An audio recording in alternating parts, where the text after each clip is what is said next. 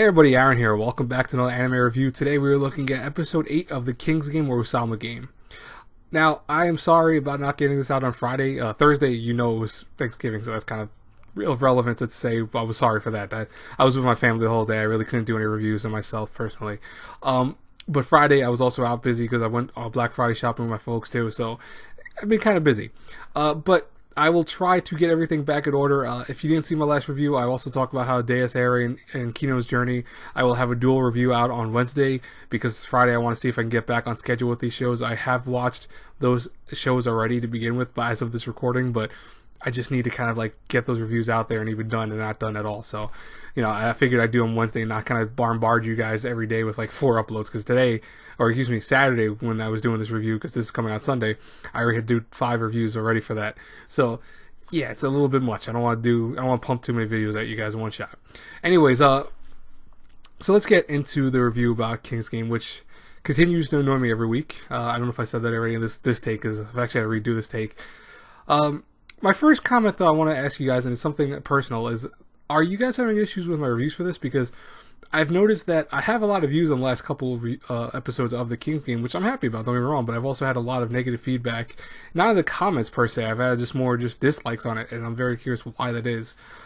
If you're one of those people that love the show, hey, feel free to comment down below and tell me why you like the show. I will never, dislike a comment for that reason. I might dislike comments that are irrelevant or just, comments that are just insulting for no reason, which I did see a comment already like that in my last review, and they just make me laugh. Like, that just doesn't really bother me, but it was funny to see that nonetheless.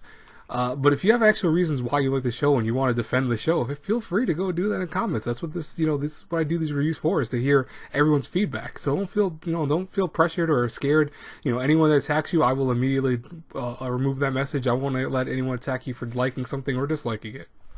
So, just be more vocal about their reviews and stuff like that. I love all that. It's criticism also, and just in general, helps me out as a reviewer myself to know why people dislike something or like it. But anyways, past that. So, this week's episode, though, I will say I disliked. It's more so, it was not because it was per se bad, but more so, I now understand some issues with Natsuko, and I think that's because I read as of now, I read halfway through the King's Game prequel, not the story of Nobuaki, excuse me, when he was in the past.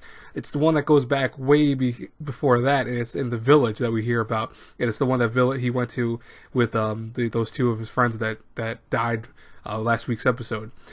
But we learn a little bit more about Natsuko, and the thing is that I understand why she's like the way she is. I wish to God they explained that already by now, because if they would have, I think more people would have been less hateful of this girl, knowing what she had to go through so far in the other King's Game. Because I'll tell you right now, guys and girls, the Village King's Game was really fucked up. To be honest with you, it's really messed up. I think that it's way worse than even the manga version of the original Ousama Game. It's pretty dark, and to say the least, it involved not just teenagers or high school students in general. I mean, it involved kids and adults and parents and elders in that King's Game. And that was very interesting, the way that story is going right now. And maybe as of recording this, I'm already done with it, but at least right now I'm halfway through. I'm on volume 15, because it's just something I can't put down. Like, I've been chapter 15. It's a short series. I think it's like only 2 volumes long or something like that. But I can't put it down. I've really been in love with it so far, so it's enjoyable. But I will say, though, that it doesn't make up for anything that's happening in the show. It's the same concept of you shouldn't need any background story like that to actually enjoy characters or understand characters for an animation.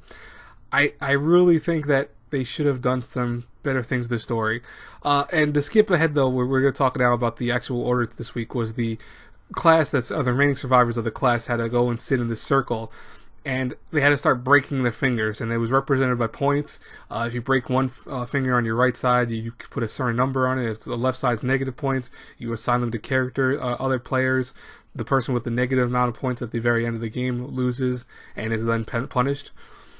It was interesting because we see some team-ups here happen. Even before that, mind you, but we see this episode focusing on team-ups more than anything else, because we have the team up with the hairstylist who had to break his finger because he's actually attacking Natsuko, and he wants to take her down because she's actually controlling a lot of the people there because she has their phones. And, you know, if they don't side with her, she right away is going to flip out.